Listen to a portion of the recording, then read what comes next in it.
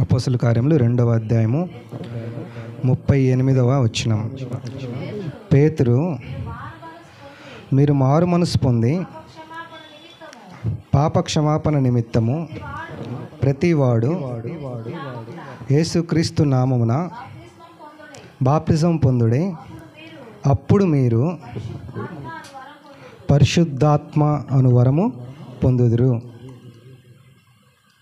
ఈ వాగ్దానము మీకును మీ పిల్లలకును దూరస్తులందరికీ అనగా ప్రభువైన దేవుడు తన యొద్దకు పిలిచిన వారందరికీ చెందునని వారితో చెప్పాను.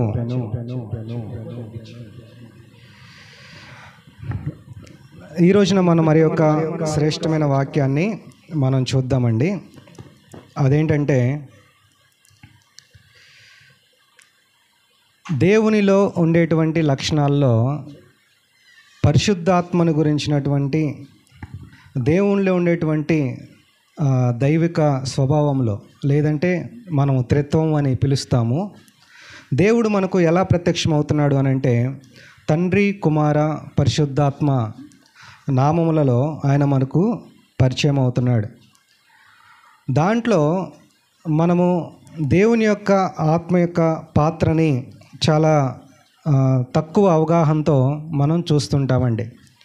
ఉదాహరణకి తండ్రి గురించి మనం పాత నిబంధన దగ్గర నుంచి మనము చూస్తున్నాం. నీ దేవుడైన యెహోవా, నీ దేవుడైన యెహోవా, అబ్రహాము దేవుడు, ఇస్సాకు దేవుడు, యాకోబు దేవుడు అని మనము తండ్రి అయిన దేవుని గురించి మనం అవగాహనని కొంత మట్టుకు మనం కలిగి ఉన్నాం. అలాగే కుమారుని గురించి, అనగా దేవుడు తండ్రి, కుమార, పరిశుద్ధాత్మ నామములో ఆయన మనకు ప్రత్యక్షమవుతూ వస్తున్నాడు. అందులో యేసుక్రీస్తుని గురించి కూడా మనము కొంత మట్టుకు లేదా చాలా మట్టుకు మనము ఎరిగి ఉన్నాం. అయితే ఆ దైవత్వంలో దేవుని యొక్క ఆత్మను గురించి లేదా పరిశుద్ధాత్మను గురించి చాలామంది సరైనటువంటి అవగాహన లేక, లేదా అపార్థం చేసుకుంటూ, లేదంటే నిర్లక్ష్య పెడుతూ, అవసరం లేదన్నట్టుగా చూస్తూ అనేక మంది తమ యొక్క రక్షణ జీవితాన్ని కొనసాగిస్తున్నారు. దేవుని ఆత్మ విలువైంది, అదే మనకు మూలమైంది, అది మనకు పునాది వంటిది. దేవుని ఆత్మ లేదా పరిశుద్ధాత్మ లేకపోతే అసలు మనం ఊహించలేం, అసలు మనం కూడా ఉండలేం. ప్రియులారా, దేవుని ఆత్మని మనము ఆది నుంచి మనం చూస్తాం. సృష్టిలో కూడా మనం చూస్తాం. సృష్టి దగ్గర నుంచి మనం ఆదిలోంచి మనం దేవుని ఆత్మను మనం చూస్తాం. ఆది యందు దేవుడు భూమి ఆకాశంలో సృజించెను, దేవుని ఆత్మ జలముల మీద అల్లాడుచుండెను. సృష్టిలోంచి మనం చూస్తాం. దేవుడే ఆత్మస్వరూపిగా ఉన్నాడు. దేవుడు ఆత్మస్వరూపి. యేసుప్రభువు ఒకసారి సమరయ స్త్రీతో ఇలా చెప్తాడండి, దేవుడు ఆత్మ గనుక ఆయనను ఆరాధించువారు ఆత్మతోనూ సత్యముతోనూ ఆరాధించవలెను అనే మాట చెప్తాడు. దేవుడు ఆత్మ అయి ఉన్నాడు. ఆయన ఆత్మస్వరూపిగా ఆయన ఉన్నాడు. దేవుని ఆత్మ ఆది నుంచి మనకుంది. ఇక మన జీవితాల్లోకి వచ్చేసరికి దేవుని ఆత్మ అసలుకి ఎక్కడి నుంచి మన జీవితాల్లోనికి వస్తుంది అని అంటే, ఒక వ్యక్తి ఎప్పుడైతే తన పాపాలని ఒప్పుకుంటాడో అక్కడ దేవుని ఆత్మ మనకి కనబడుతుంది. యేసుప్రభువు ఒక మాట చెప్తాడు, ఆయన వచ్చినప్పుడు లోకమును గురించి, అలాగే మీ పాపాలను గురించి, తీర్పును గురించి ఒప్పింపచేయును. అంటే మనం ఆత్మ మూలంగా, ఆత్మ సహాయం వలన, ఆత్మ ప్రేరేపణ వలన మన పాపాలన్నీ ఒప్పుకుంటున్నాం. దేవుడు ఒప్పిస్తాడు. మనలో ఆ పశ్చాత్తాపాన్ని ఆయన మనకు కలుగు చేస్తాడు. ప్రియులారా, అక్కడ అంటే మారు మనసు పొందే దగ్గర మనం దేవుని యొక్క ఆత్మను మనం చూస్తాం. ఆ తర్వాత మనము ఇంకా మారు మనసును పొందిన తర్వాత దేవుని సేవకులు మనకేం చెప్తారంటే, ఇంకా నువ్వు బాప్టిజం తీసుకో అని చెప్తారు. బాప్టిజం దగ్గర కూడా మనం దేవుని ఆత్మను మనం చూస్తాం. ఒకడు నీటి మూలంగాను ఆత్మ మూలంగాను జన్మిస్తేనే కానీ వాడు దేవుని రాజ్యమునకు వారసుడు కానేరడు. ఆత్మ వలన బాప్టిజం పొందటం, ఆయన వచ్చినప్పుడు ఆత్మలోను అగ్నిలోను బాప్టిజం ఇస్తాడు. బాప్టిజం ఇచ్చి యోహాను చెప్తాడు. ఏమంటాడు అని అంటే, నేనైతే మీకు నీళ్ళల్లో మీకు బాప్టిజం ఇస్తున్నాను, కానీ యేసు ప్రభువు అయితే ఆయన మీకు ఆత్మలోను అగ్నిలోను మీకు బాప్టిజం ఇస్తాడు అని చెప్తాడు. అంటే ఆత్మ వలన ఆత్మ బాప్టిజం పొందడం. ఆ తర్వాత ఆయన దేవుడు మనకు పేతురు చెప్తున్నాడు, మీరు మారు మనసు పొంది పాపక్షమాపణ నిమిత్తం ప్రతివాడు యేసుక్రీస్తు నామమున బాప్టిజం పొందుడి, అప్పుడు మీరు పరిశుద్ధాత్మను వరమును పొందుదురు. ఈ మారు మనసు పొందిన తర్వాత, బాప్టిజం మనం పొందిన తర్వాత, రక్షణ మనం పొందుకున్నప్పుడు దేవుడు మనకు ఒక వరాన్ని ఇస్తానంటున్నాడు, ఒక బహుమానాన్ని ఆయన మనకి ఇస్తున్నాడు. దాన్నే దేవుడు వాగ్దానం చేస్తున్నాడు. అదేంటంటే పరిశుద్ధాత్మన దేవుడు మనకు వాగ్దానం చేస్తున్నాడు. 2000 సంవత్సరాల క్రితం యేసు ప్రభు ఈ లోకానికి వచ్చిన తర్వాత, ఆయన మన కొరకు ప్రాణం పెట్టిన తర్వాత, ఆయన 3వ దినమున ఆయన తిరిగి లేచిన తర్వాత దాదాపుగా 40 రోజులు ఆయన అనేక మంది కనబడుతూ వచ్చాడు. 40 రోజుల తర్వాత యేసు ప్రభువారు ఆయన పరలోకానికి ఆరోహణమయ్యేటువంటి సందర్భంలో ఆయన శిష్యులందరిని పిలిచి ఏమంటాడనంటే, నేను ఇప్పుడు ఇక్కడ నుంచి వెళ్తున్నాను, అయితే మీరు కంగారు పడమాకండి, మీరు భయపడమాకండి, నేను వెళ్ళి మీ కొరకు ఆదరణకర్తని అనగా పరిశుద్ధాత్మను మీ మీదకి పంపిస్తాను.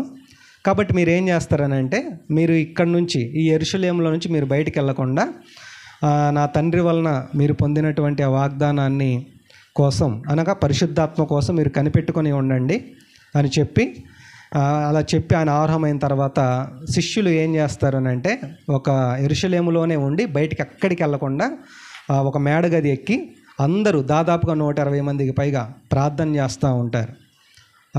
ఆ వాగ్దానం కొరకు ప్రార్థన చేస్తూ ఉంటారు. అలా ప్రార్థన చేస్తూ ఉన్నప్పుడు అది ఏ రోజు అని అంటే పెంతెకోస్తు పండుగ దినం అనేది ఒకటి వచ్చింది. ఆ పెంతెకోస్తు అనేటువంటి పండుగ దినం వచ్చినప్పుడు, ఈ అపోస్తల కార్యం 2వ అధ్యాయం 1వ వచనం చదువుతున్నాను చూడండి. పెంతెకోస్తు పండుగ దినం వచ్చినప్పుడు అందరూ ఒక చోట కూడుకొని ప్రార్థన చేస్తూ ఉన్నారు. ప్రార్థన చేస్తూ ఉన్నప్పుడు అగ్ని నాలుకల వలె వారి మీదకి దిగి వచ్చి వారందరూ అన్య భాషలు మాట్లాడడము ప్రారంభిస్తారు. ఇది గమనించిన వెంటనే అక్కడ ఉన్న వాళ్ళందరూ, ఆ ప్రజలందరూ కూడా, పండుగకు వచ్చిన వాళ్ళందరూ కూడా విచిత్రంగా వాళ్ళ వైపు చూస్తూ ఉన్నారు. వీళ్ళు ఒకవేళ కొత్త మద్యాన్ని తీసుకున్నారు, ఒకవేళ వీళ్ళు ద్రాక్షారసం తాగారేమో, లేదా వీళ్ళు మత్తులో ఉన్నారేమో, అందుకని వీళ్ళు ఇలాగా విచిత్రంగా ప్రవర్తిస్తున్నారేమో అని చెప్పేసి వాళ్ళని చాలా వెర్రితనంగా అక్కడున్న ప్రజలందరూ కూడా ఆ శిష్యుల వైపు చూస్తూ ఉంటారండి. చాలా వెర్రితనంగా చూస్తూ ఉంటారు. నిజమే, ఆత్మ వలన నడిపించబడే వ్యక్తి అనేక మందికి వెర్రితనంగా ఉంటారు. నేను బాప్టిజం తీసుకున్నటువంటి కొత్తలో కొంచెం ఉజ్జీవంగా మండుతూ ఉండేవాడినండి.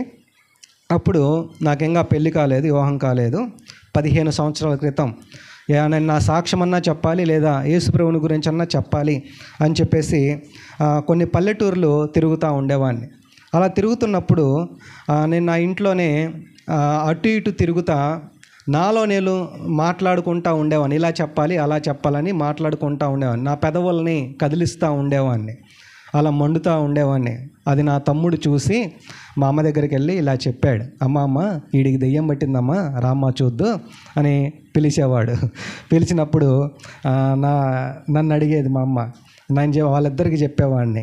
ఏమని చెప్పేవాడిని అంటే, అమ్మ నాకు పట్టింది దెయ్యం కాదమ్మా, దేవుడు పట్టాడమ్మా అని చెప్పేవాడిని.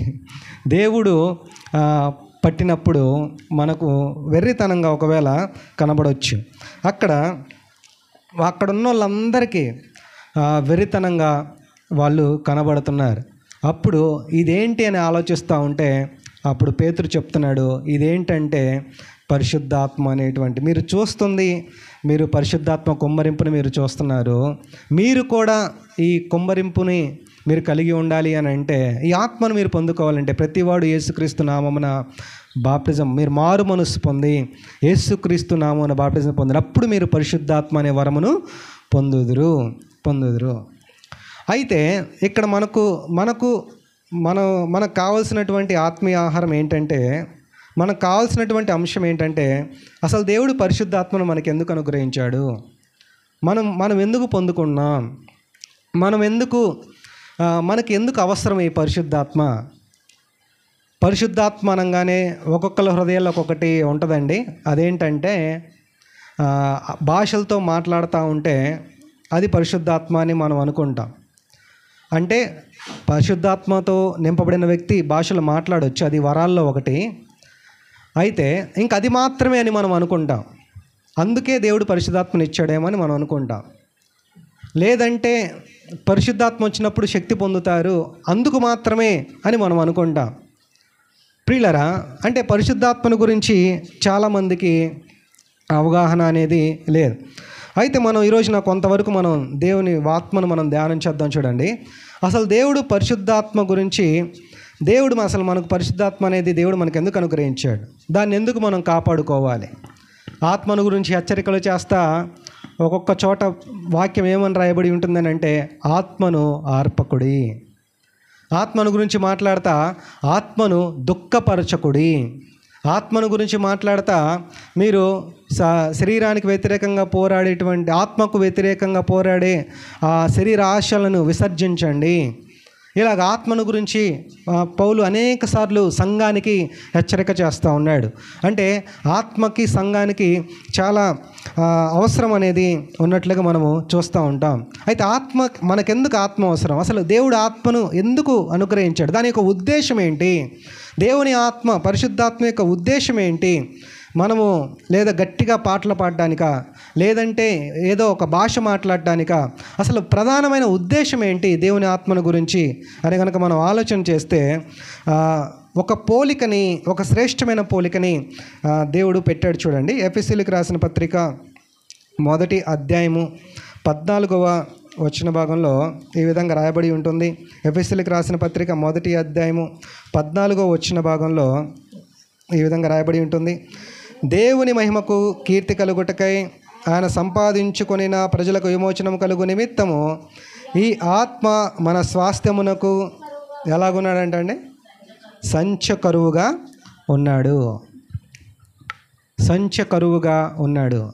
ఈ రోజున మన వాక్యం అంశం చెప్తాను, అందరం పలుకుదామండి. సంచకరువు అనండి ఒకసారి అందరూ. సంచకరువు, దేవుని ఆత్మ మనకు సంచకరువుగా ఆయన ఉన్నాడు. దేవుడు ఏదన్నా చెప్పేటప్పుడు ఆయనకు ఉండేటువంటి ప్రత్యేకత ఏంటంటే, ఆయన వాక్యంలో కానీ ఆయన బోధలో కానీ యేసు ప్రభు బోధలో కానీ ఉన్న ప్రత్యేకత ఏంటంటే ఆయన దేనన్నా పోలుస్తూ చెప్తాడు. పరలోక రాజ్యం ఆవగింజను పోలి ఉన్నది అని పోలుస్తూ చెప్పాడు. అలాగే ఒక వలను పోలి ఉన్నది అని పోలుస్తూ చెప్పాడు. అలాగే పాత నిబంధనలో కూడా సొలొమోను చాలా పోలుస్తూ చెప్తాడు దేవుని వాక్యాన్ని. సోమరి చీమల యొద్దకు వెళ్ళుము, వాటి నడతను కనిపెట్టి జ్ఞానము తెచ్చుకొనుము అంటే చీమలను పోలుస్తూ చెప్పాడు. బుద్ధిమంతుడు బుద్ధిహీనుడు ఎలాగ ఉంటాడో ఒక ఇల్లుని పోలుస్తూ చెప్పాడు. కాబట్టి ప్రియులరా, పోలిస్తూ అలాగ చెప్తూ పరిశుద్ధాత్మను కూడా ఒక శ్రేష్టమైన పోలికని ఆయన చూపిస్తూ చెప్తున్నాడు. ఈ పోలిక దేంతో పోలుస్తున్నాడు అని అంటే దేవుని ఆత్మ మనకు ఎలాగుంది అని అంటే ఒక సంచ కరువులాగా ఉంది, ఒక సంచ కరువుగా పోలువు ఉంది అని చెప్తున్నాడు. ఇంతకు సంచ కరువు అంటే ఏంటి, సంచ కరువు అంటే ఏంటో చెప్తాను చూడండి. సంచ కరువు అంటే భయానా అని అంటారు. భయానా అంటే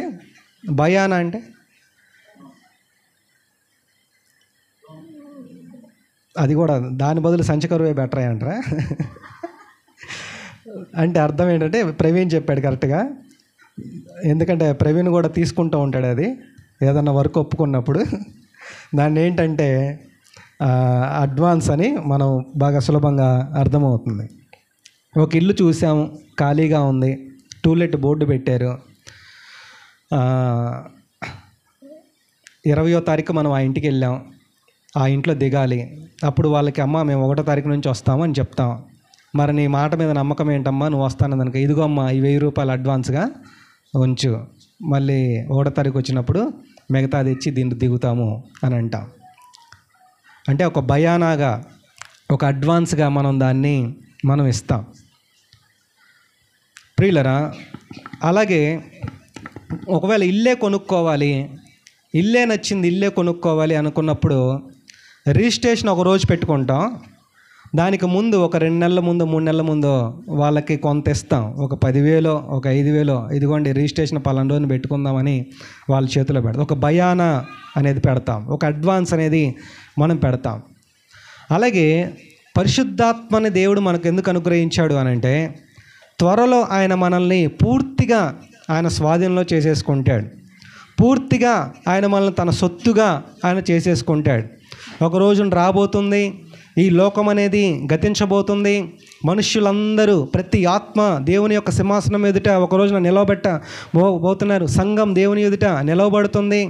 అప్పుడు దేవుడు గోధుమలోంచి గొరుగులను వేర్పరిచినట్లుగా, మేకల్లోంచి గొర్రెలను వేర్పరిచినట్లుగా ఆయన సొత్తైన ప్రజలందరినీ ఆయన తన స్వాధీనం చేసేసుకుంటాడు.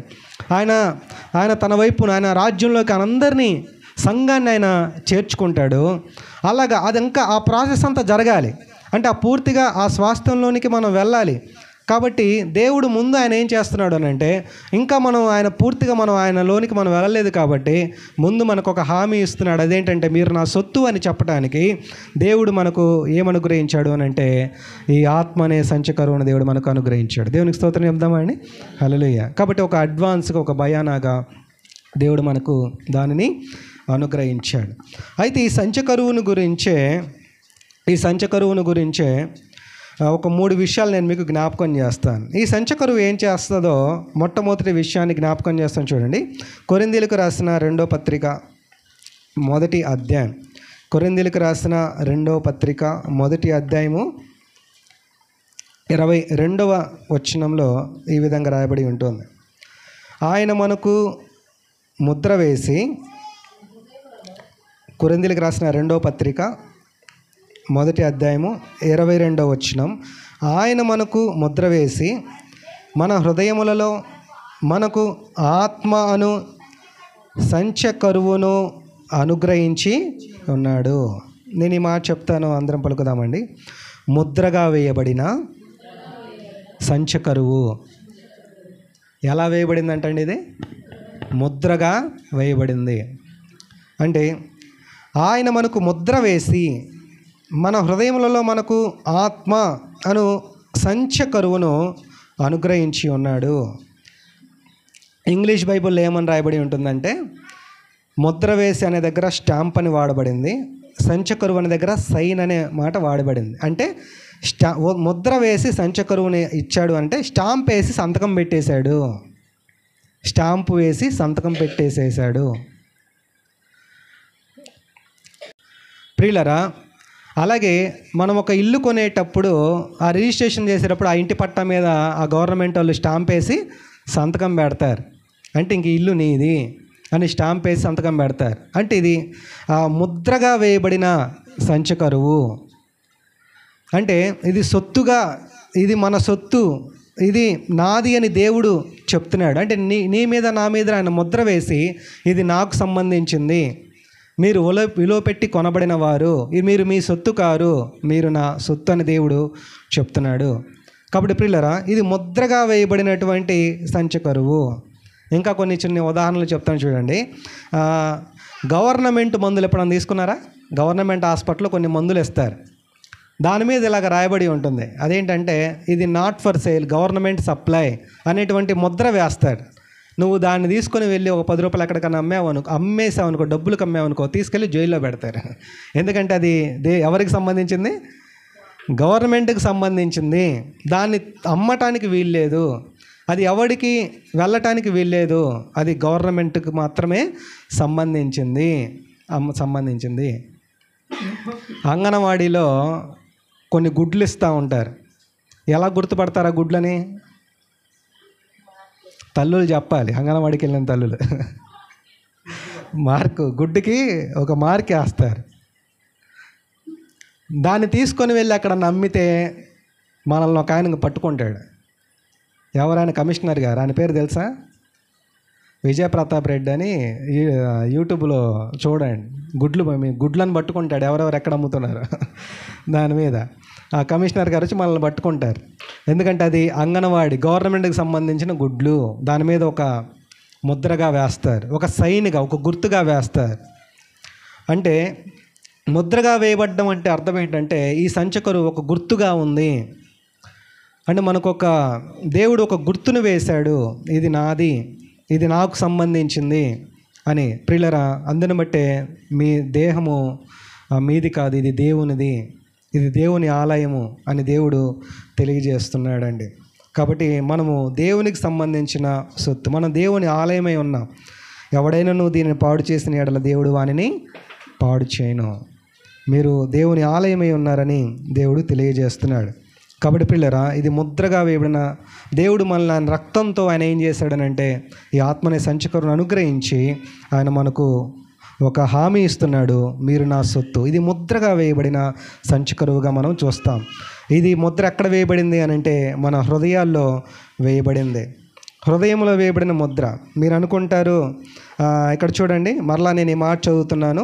ఆయన మనకు ముద్ర వేసి మన హృదయములలో మనకు ఆత్మను సంచకరువును అనుగ్రహించి ఉన్నాడు. ఎక్కడ వేశాడంట ఈ ముద్రని? హృదయంలో వేశాడు. ఒక చిన్న ప్రశ్న అడుగుతానండి, అదేంటంటే ఇప్పుడు ఇది బయటికి కనబడుతుందా, కనపడదా? కనబడదు. కనబడనప్పుడు ఏమవుతుంది? ప్రజలకి వెర్రితనంగా ఉంటుంది. ఇది ఎవరికి తెలుస్తుంది? మనకే తెలుస్తుంది. నేను దేవునికి సంబంధించిన వాడిని, ఇప్పుడు ఆయన హృదయంలో ఉన్నాడు, ఆయన హృదయంలో ఉన్నట్టుగా నాకు తెలుస్తుంది అని మనం ప్రార్థన చేసుకున్నప్పుడు దేవుడు దాన్ని ఒక ముద్రగా మనకు తెలియజేస్తాడు. కాబట్టి ప్రియులరా, ఇది కంటికి కనబడకుండా ముద్రగా వేయబడిన సంచకరువుగా మనం చూస్తాం. రెండవ విషయాన్ని జ్ఞాపకం చేస్తాం. చూడండి, ఈ సంచకరువుకు ఉన్నటువంటి రెండవ లక్షణం ఏంటంటే కొరింథీయులకు రాసిన 2వ పత్రికలోనే 5వ అధ్యాయము 5వ వచన భాగంలో ఈ విధంగా రాయబడి ఉంటుంది. 5వ అధ్యాయము 5వ వచనంలో, దీని నిమిత్తము మనల్ని సిద్ధపరిచిన వాడు దేవుడే, మరియు ఆయన తన ఆత్మ అను సంచకరువును మనకు అనుగ్రహించి ఉన్నాడు. వెలుచూపు వలన కాక విశ్వాసం వలనే నడుచుకొనుచున్నాము గనుక ఈ దేహంలో నివసించినంత కాలము ప్రభువునకు దూరంగా ఉన్నామని ఎరిగి ఉండి ఎల్లప్పుడూ ఏం కలిగిన వారమంటండి? ధైర్యము గలవారమై ఉన్నాము. ఇట్లు ధైర్యం కలిగి దేహమును విడిచిపెట్టి ప్రభువునొద్ద నివసించుటకు ఇష్టపడుతున్నాము. ప్రియులరా, ఈ ఆత్మకు ఉండేటువంటి మొదటిగా ఆయన ముద్రగా వేయబడిన సంచకరువుగా మనకున్నాడు. అలాగే ఈ సంచకరువు మనకేమిస్తుంది అని అంటే, నేను పలుకుతాను, అందరం పలుకుతామండి, ధైర్యమునిచ్చే సంచకరువు. ఏం సంచకరువు అండి? ఇది ధైర్యాన్ని ఇచ్చే సంచకరువు. అంటే దీన్ని చూడంగానే మనకొక ధైర్యం అనేది వస్తుంది. ఈ ఆత్మను గురించి పౌలు కొరింథీయులకు రాస్తూ ఏమని చెప్తున్నాడు అని అంటే, ఈ 2 కొరింథీ 5వ అధ్యాయం అంతా కూడా ఏం చెప్తున్నాడు అని అంటే, ఈ భూమి మీద ఉన్నటువంటి ఈ గుడారాలన్నీ కూడా, లేదా ఈ శరీరం అనే గుడారం శిథిలమైపోతుంది. అయితే త్వరలో మనము పరలోకానికి మనం వెళ్ళబోతున్నాం. అక్కడ మనం అనుభవించబోతున్నాం, దాన్ని మనం స్వాధీనపరచుకోబోతున్నాము. అయితే ప్రస్తుతానికైతే మనం ప్రభువుకు దూరంగా ఉన్నాము. ప్రభువుకు దూరంగా ఉన్నాం, కానీ ఒకటి చూస్తే మనకు ధైర్యం వేసేస్తుంది. ఒకటి చూస్తే ధైర్యం వేసేస్తుంది. అదేంటంటే దేవుని ఆత్మ అనే సంచకరువు మాలో ఉన్నప్పుడు మాకేం కలుగుతుంది అని అంటే ధైర్యం కలుగుతుంది. అంటే దేవుడు మనకు ధైర్యం కలగటానికి ఆయన మనకు ఏం అనుగ్రహించాడు అని అంటే మనకు ఆత్మ అనే సంచకరువుని అనుగ్రహించాడు. నేను మీకు దూరంగా ఉన్నాను, మీరు భయపడమాకండి, త్వరలో మీరు అక్కడికి రాబోతున్నారు. అయితే మీరు భయపడమాకండి, మరణానికి భయపడమాకండి, త్వరలో జీవంలోనికి రాబోతున్నారు. అయితే మీరు కొంచెం ధైర్యంగా ఉంటారు. ఎందుకు అని అంటే నేను మీకు ఆత్మ అనే సంచకరువుని అనుగ్రహిస్తున్నాను. పిల్లలు, ఇది ధైర్యాన్ని ఇచ్చేటువంటి సంచకరువుగా మనము చూస్తూ ఉంటాం. చాలామందికి పెళ్ళిళ్ళు చేసే ముందు ఒక ప్రోగ్రాం జరుగుద్ది. అదేంటండి? ఎంగేజ్మెంట్ ప్రదానం చేస్తారు. పౌలు ఏం చెప్తాడు అని అంటే, నేను మిమ్మల్ని ప్రదానం చేశాను అని అంటాడు. క్రీస్తుకు మిమ్మల్ని ప్రదానం చేశాను అని అంటాడు. తర్వాత ఏమవ్వాలి? ప్రదానం చేసిన తర్వాత పెళ్ళి అవ్వాలి. ఇక్కడ మనం జాగ్రత్తగా గుర్తుపెట్టుకోవాల్సింది ఏంటంటే, మనం ప్రస్తుతానికి ఈ బాప్టిజం ద్వారా, ఈ మారు మనసు ద్వారా, ఈ బలారం ద్వారా మనం ప్రదానం చేయబడ్డాం. త్వరలో ఏమవ్వాలి? ఆ ప్రకటన గ్రంథంలో ఏం రాస్తాడు? గొర్రెపిల్ల వివాహ మహోత్సవం, అక్కడ పెళ్ళి అవుతుంది, అక్కడ వివాహం జరగబోతుంది ఆత్మీయంగా. అందుని బట్టి ఒక పాస్టర్ గారు మొన్న చెప్తుంటే విన్నాను. అదేంటంటే, మీకు మనందరికీ ఎంగేజ్మెంట్ అయింది, పెళ్ళి అవుతుందో లేదో భయంగా ఉంది అంటున్నాడు ఆయన. ఎంగేజ్మెంట్ అయితే అయిందంట, పెళ్ళి అవుతుందో లేదో భయంగా ఉంది, కాబట్టి సరిదిద్దుకోండి, జాగ్రత్తగా ఉండండి, మెలకువగా ఉండండి అని ఆయన హెచ్చరిక చేస్తున్నాడు. కాబట్టి ప్రియులారా, దేవుడు మనకు ఒక ధైర్యాన్ని ఇచ్చేటువంటి సంచకరువుగా మనకు ఆయన కనబడుతున్నాడు. మనం ఎల్లప్పుడూ గనుక ఈ దేహంలో నివసించినంత కాలము ప్రభువునకు దూరంగా ఉన్నామని ఎరిగి ఉండి ఎల్లప్పుడూ మనము ధైర్యం గలవారమై ఉన్నాము. ఇట్లు ధైర్యం కలిగి దేహమును విడిచిపెట్టి ప్రభువునొద్ద నివసించుటకు ఇష్టపడుతున్నాము. మనకు ధైర్యమునిచ్చే సంచకరువుగా మనకి కనబడుతుంది. ఈ ఆత్మ మనకి ఏమిస్తుంది అని అంటే ధైర్యాన్ని మనకు అనుగ్రహిస్తుందండి. ప్రియులరా, అపవాదిని ఎదిరించండి, ఇది ధైర్యాన్ని ఇస్తుంది. ప్రతి సమస్యలో ధైర్యాన్ని ఇస్తుంది. ఈ సంచకరువు మనకు ధైర్యాన్ని ఇస్తుంది. అపవాది వేసే ప్రతి అగ్ని బాణాన్ని ఎదిరించడానికి ధైర్యాన్ని ఇస్తుంది. ప్రతి కష్టంలోనూ ప్రతి నష్టంలోనూ మనకి ధైర్యాన్ని ఇస్తుంది. మనం భవిష్యత్తులో మనం వెళ్ళే ప్రతి మార్గంలోనూ మనకు ఈ ఆత్మని సంచకరువు ధైర్యాన్ని ఇస్తుంది. మనము ఎటువంటి సమస్యనైనా ఎదుర్కోవటానికి ఈ ధైర్యాన్ని ఇస్తుంది. రోగంలోను, వ్యాధిలోను, బలహీనతల్లోను, నిందల్లోను, అవమానాల్లోనూ ఈ ఆత్మనే సంచకరువు మనకేమిస్తుంది అంటే ధైర్యాన్ని ఇస్తుంది. కాబట్టి మనం కొంతమందిని గమనించినప్పుడు వాళ్ళకి ఎన్ని సమస్యలు వచ్చినా చాలా ధైర్యంగా ఉంటారు. కారణం ఏంటంటే ధైర్యమునిచ్చే ఆత్మ. అసలు దేవుడు మనకు ఏ ఆత్మను అనుగ్రహిస్తాను అని అంటున్నాడనంటే, దేవుడు మనకు పెరికితనపు ఆత్మను ఇవ్వలేదు, కానీ శక్తియు ఇంద్రియ నిగ్రహం కలిగిన ఆత్మను దేవుడు మనకు అనుగ్రహించాడు. కాబట్టి ఇది మనకు ధైర్యాన్ని ఇచ్చేటువంటి ఆత్మ. కాబట్టి దేనికి భయపడవద్దు, దేవుడు మనకు ధైర్యాన్ని ఇచ్చే ఆత్మను దేవుడు మనకు అనుగ్రహించాడు. ఈ సంచకరువు ధైర్యాన్ని ఇస్తుంది. ఆ తర్వాత ఈ సంచకరువు ఏమిస్తుందో చెప్పి ముగించేస్తున్నాను చూడండి. ఎఫెసీయులకు రాసిన పత్రిక 1వ అధ్యాయము 14వ వచన భాగంలో ఇందాక చదివాము మనము. ఎఫెసీయులకు రాసిన పత్రిక 1వ అధ్యాయం 14వ వచనంలో,